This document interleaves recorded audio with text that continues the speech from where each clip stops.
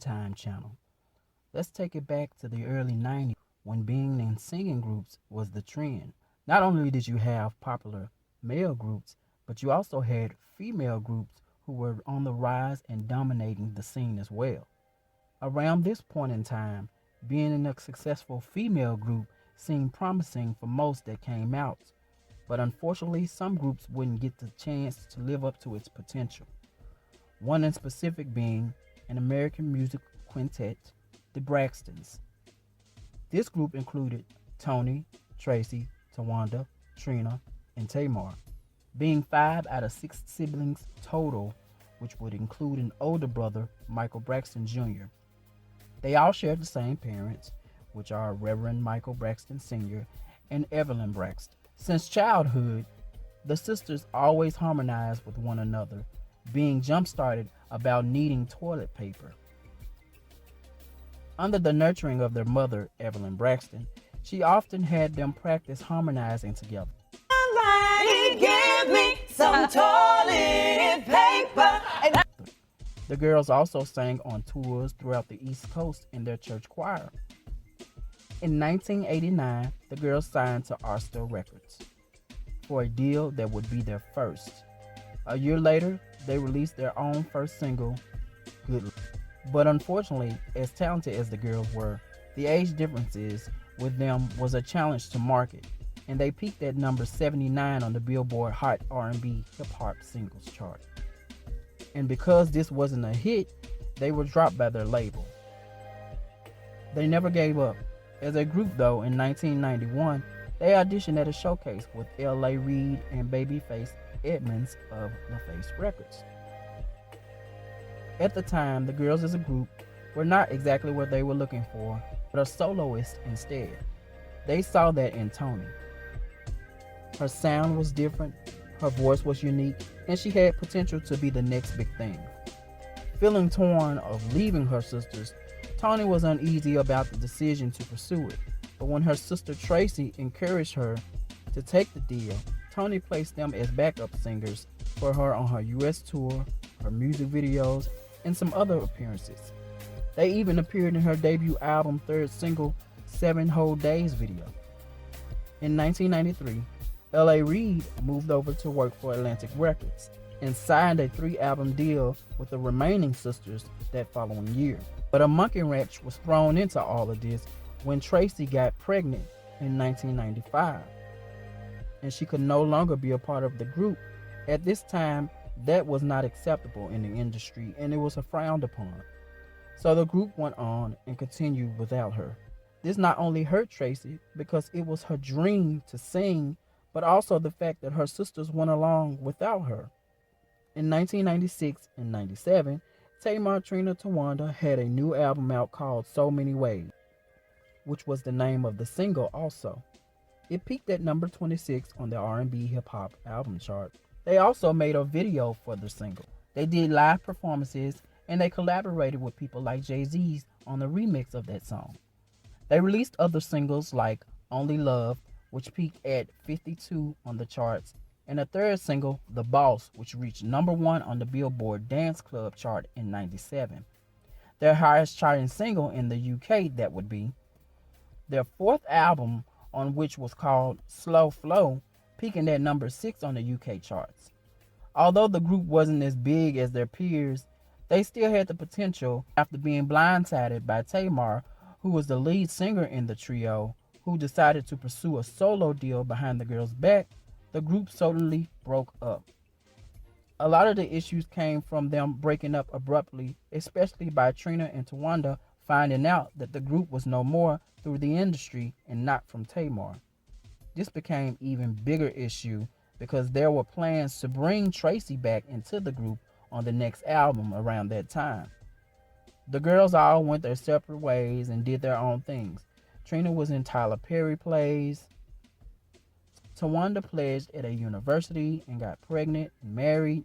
Tamar went on to release her debut solo album in 2000, which debuted at 127 on the US Billboard 200 and number 42 on top R&B hip-hop albums. She also co-wrote and sang background on Toni's albums as well. Fast forward to 2011.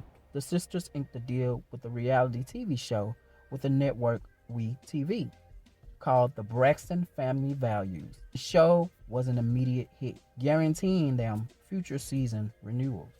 Not only were the sisters a breath of fresh air for the home viewers, but for the network also.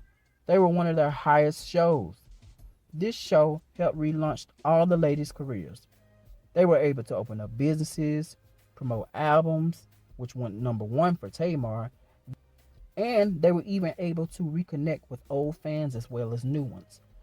But tensions within the sisterhood started to rise more abnormally, and it seems to be headed in a different direction than usual. On future current seasons, you will see that Tamar became noticeably the fan favorite, and because of that and her big personality, some of the sisters kind of felt like she was getting the big head, so much to the point she came off like a mean girl.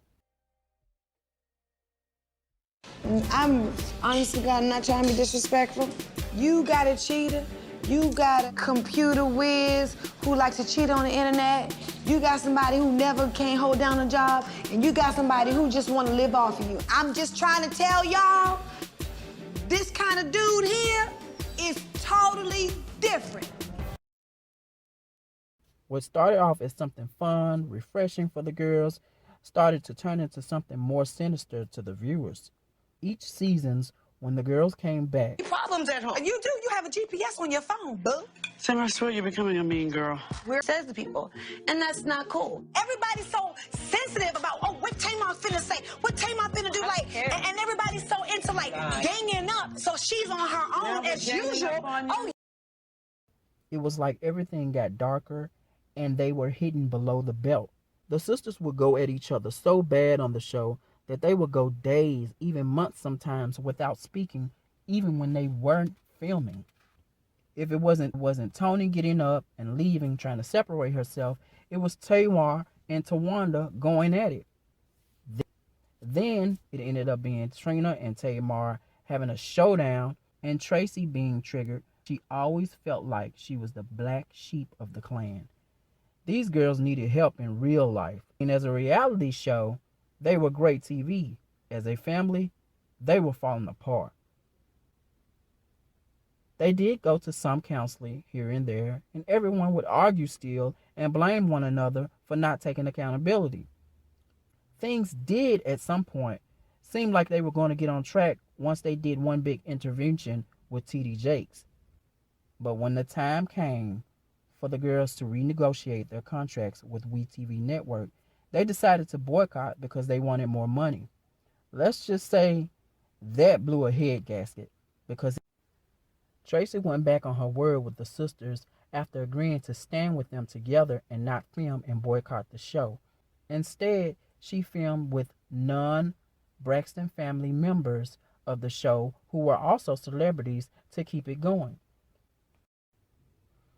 The public didn't take too kind to how the sisters was treating Tracy, only because some felt like it was no different than when Tracy got pregnant and the girls went on to do albums without her. It really drove a further wedge between the sisters because Tracy felt bad for doing what was best for her and her other extended family at the time. Tracy felt like she was family with the girls, but she also had her family with her marriage as well that she still had back home that she had to support. She was even more crushed when she overheard one of her sisters say she was dead to them. The next season, the rest of the sisters returned, but not without trying to get things sorted out. Towanda decided to retrieve Iyanla Vanzant to help fix the sisters' issues. Needless to say, there was a disaster waiting to happen. Right off the bat, Iyanla and Miss Evelyn didn't quite hit it off and they didn't see eye to eye, only because Iyanla felt like Miss Evelyn was on the defense a lot.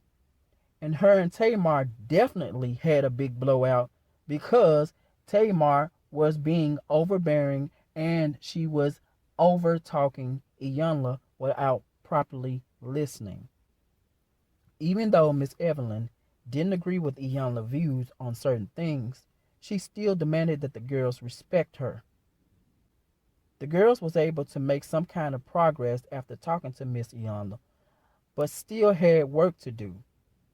The next seasons, the girls would spend trying to reconnect and support one another. As future seasons occurred, Trina would go on to marry her now husband, Vaughn, and runs her successful business, Bar Chicks. Toni is engaged to Birdman and continues to tour and make hits. Towanda is engaged to a producer and a longtime family friend, Sean Hall. Tamar has been also touring and hinting at new music. She also has her own podcast and makes special guest hosting. Sadly, on March 12, 2022, Tracy Braxton passed of a year-long battle with esophageal cancer. It would be a devastating blow to all the Braxton fans, seeing how so many could relate to Tracy and how much everyone loved her outgoing, wise, outspoken, eccentric personality. Her sisters took to social media via posts to express their love for their sister, along with some of her celebrity friends. Tracy leaves behind her husband, Kevin Sr., her only son, Kevin Jr., and a grandchild. Thank you so much for watching.